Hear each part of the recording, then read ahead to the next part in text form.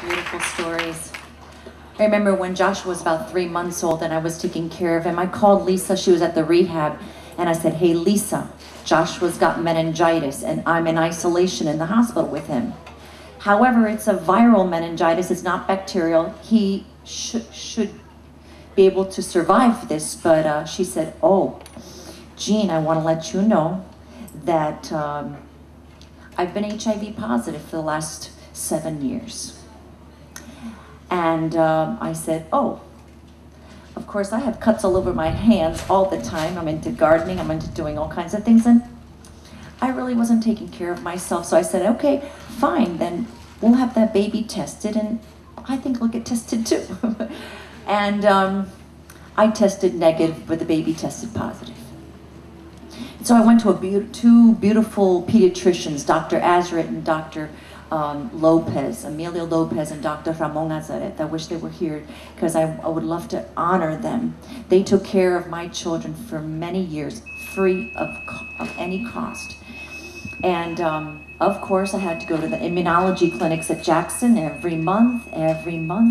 Month number 10, he tested negative.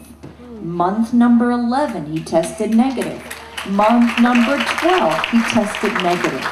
And so he rejected the virus, and God has healed him. Of course, he's about to turn 23 soon.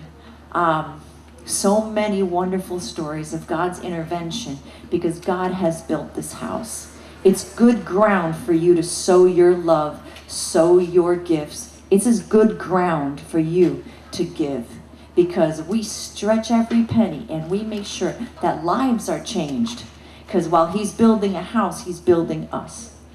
He's making beautiful things out of us. And sometimes we don't feel like there's much here to work with, but we're just tools in his hands.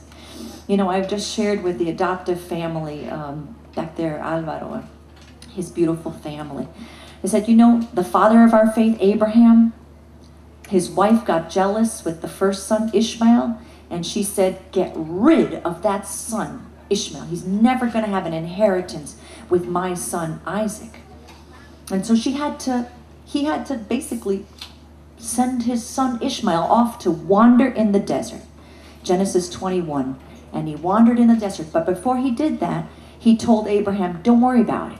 Send him off. I'm going to make of him a great nation. Wow. God makes great nations out of rejected kids. And then, of course, when the water ran out and his mother set him aside about a bow shot away, his mother, you know, cried, and the Bible says in verse 17, I think, but God heard the boy cry where he was. And he said, get up, because I'm going to make of that boy a great nation. So we sealed it again with mom, told mom and dad, I'm going to make of this child a great nation. And so we see kids and we see the potential. They're beautiful. They've got great potential. Sometimes they knock around a little bit, but that's all right.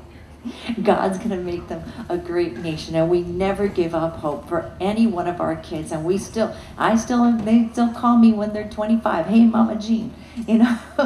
So we're grateful that we keep loving, and they are going to be people that are going to be continue to give back because we've sown love in them. So I thank you so much for being here. And I think we've got a musical program and our raffle still to go. So, James, are you coming back?